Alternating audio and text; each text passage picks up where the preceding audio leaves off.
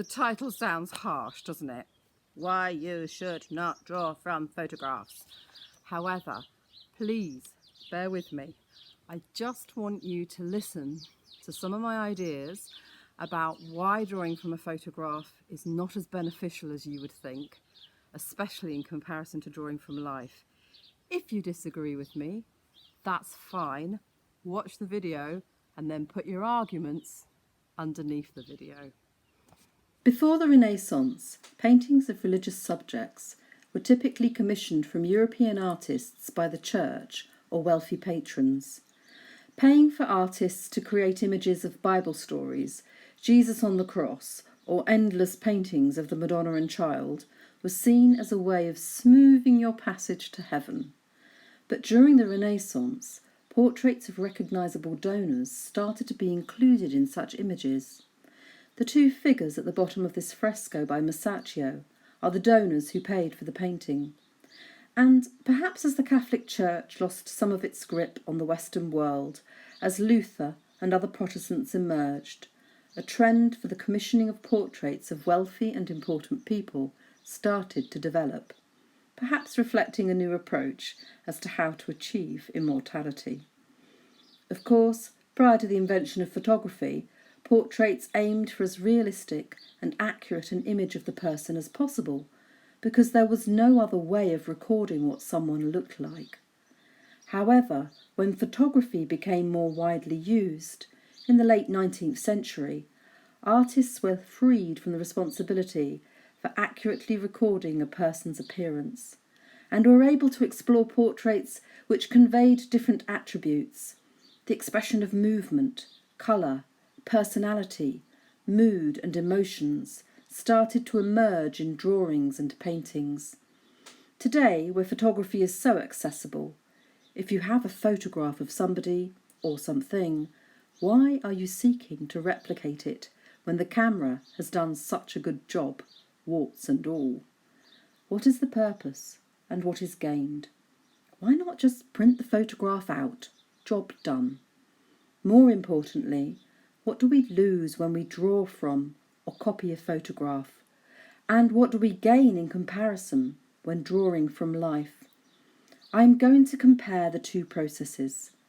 Something I want you to bear in mind is that when we draw something, we study it through observation, and in doing so, understand the object we are drawing more profoundly. And this enables us to create further images, having developed a better understanding of what we are drawing, because we have observed and engaged with the object so intimately. It is not possible to understand a three-dimensional object in the same way from a flat, two-dimensional photograph. So, when we're drawing from life and not from a photograph, what we're having to do is make all kinds of decisions about how we interpret this three-dimensional thing into a two-dimensional thing. And that's what drawing from life kind of challenges us to do. And so if I just take this as an example, I'm just drawing her jaw. Now I'm having to decide the angle that that line makes and look really carefully to see where the other side of her face comes down and how I'm going to describe that line. And then the hard part comes when I start to think about her nose and this part of her face, where it's really tricky because you have this three-dimensional object, the nose, sticking out from a three-dimensional object, the face, and it's also really tricky to talk and do it at the same time. But you're making decisions all the time about how do I describe, I can't really see that line very clearly because of the way the light's falling on the far side of the nose. So now I'm having to work out, oh, what am I looking at? How do I do a mark that represents this part of her face? On this side, I've got a much clearer line here where her nose meets the face, but we've got all this shadow here that's kind of making the decisions I make much harder, and the way I look has to be really careful and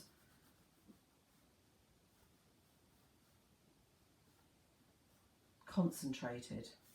So there's all these, and then you're kind of thinking, okay, that doesn't quite work, so I'm changing this now because I'm thinking that's not working, and actually we've got a foreshortening here of the lip. So if I just put the line of the lip, and when you're drawing a mouth, as we did with the fingers, one of the most important things to be looking at and trying to describe is not the outsides of the lips, but this line, which is where the lips join, and it creates this space. That will actually do more to give you an impression of a mouth than if you painstakingly try and draw around it, when it will start to look more uncomfortable. So I know this nose is totally out, and so I'm just adjusting it. All the time I'm drawing, I'm making these decisions. I'm having to think, gosh, how do I interpret this very three-dimensional thing that I'm in the room with into a two-dimensional thing? How do I get the fact that the angle of this face is falling away, so there's a sort of perspective going on here that changes the width here and here compared to the broadness of this side of the cheek? How am I affected by the way the light is falling on her face? How do I accurately judge this angle here of her eye, which is in effect coming round because her face is three-dimensional? The eye is almost coming, following a trajectory like we would if we were to go around the equator of the Earth. So it's not just flat. And that is the challenge that we are experiencing whenever we draw from life.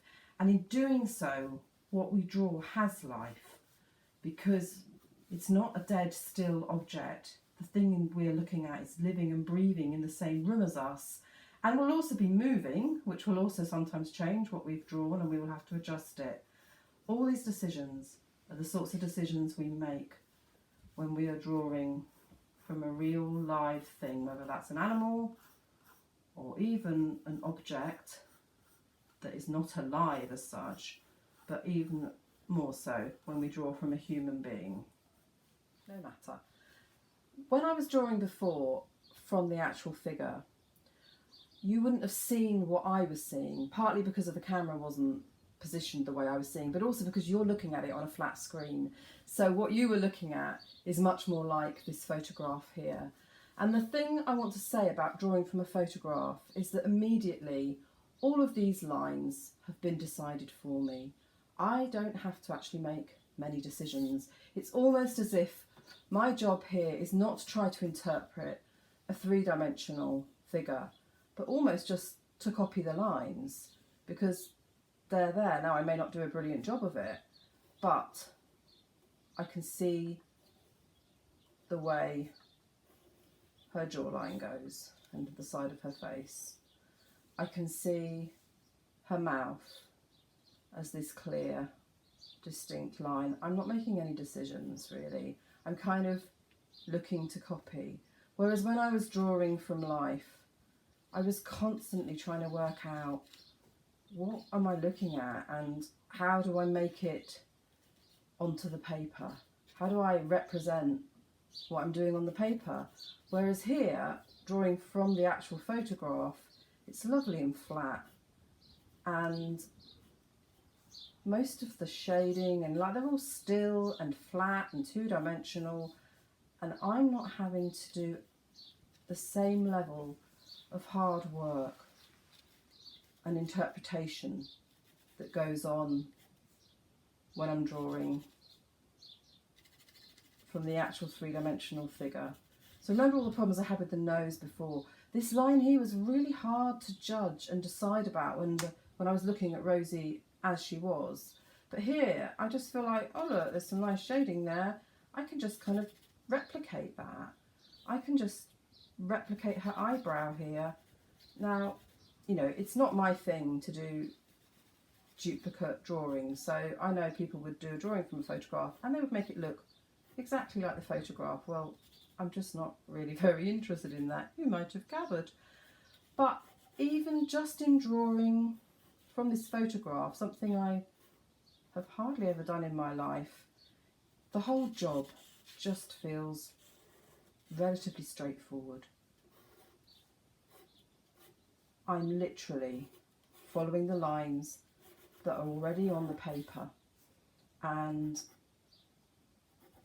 making some judgments, trying to work out, really my eye to hand coordination is what I'm really kind of relying on. Just how good is it? How much experience have I got? How much practice have I had? Not a huge amount, as previously discussed, not as much as I should. But that's really the skill I'm using, is how my hand is used to looking at a line and trying to replicate it. There just isn't the same level of complexity. There isn't the same level of dynamicness in what I'm drawing. It's not a dynamic image. It's a flat, still, two-dimensional image. And as such, it's so much easier, inverted commas, to draw. But what do I achieve through drawing it? What do I learn about what I'm looking at through drawing it? What I'm learning about is looking at the photograph. I'm not learning about looking at this person, who she is, how she moves, her sense of life. That just isn't there in what I'm drawing, because it isn't there in what I'm drawing from. So whilst some people can be really, I'm not taking away from people's, getting pleasure out of drawing from a photograph, painting from a photograph. If that's what you get pleasure from, I just want you to think about what you gain when you draw from life and what you lose in terms of developing your skills as an artist, as somebody observing something, and as somebody putting emotion, expression, life, movement into a drawing.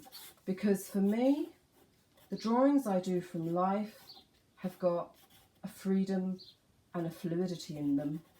And when I see people who have just drawn to replicate a photograph, it doesn't move me. It doesn't tell me anything about the artist. It doesn't tell me anything about the sitter. It just, to me, looks like a photograph. And for me personally, I just don't see what the point of that is. I could just print the photograph off. Of course, there are times when photographs are useful. If you're working on an oil painting, for example, and can't have the sitter present all the time, photographs can be a reminder to be used in conjunction with drawings of the person, but not the sole point of reference, not the starting point.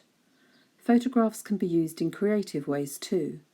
This work started from a photograph of my friend's Nan, who died when my friend was a young child, so there was no possibility of drawing from life. But the artist hasn't sought to replicate the photograph, but use it more as a jumping-off point for exploring the image, and through it her relationship to this missing person, no longer present in her family. Through doing so, she creates emotional and original pieces of work. I am not saying there is no skill or pleasure to be derived from drawing from a photograph. If it makes you happy, then it is a valid activity. But to me, it is more akin to copying out a novel. You do not end up with a new novel. At the end of the day, people must derive pleasure from drawing in any way they choose. I just want to encourage creativity, and there are more interesting and original ways of exploring your own creativity and developing your skills as an artist than attempting to draw from or duplicate a photograph. I would encourage everyone to explore the challenge of drawing from life as much as possible, with the freedom and lack of inhibition that a child has, because what is created will then express something unique about you and the object or subject that you are drawing.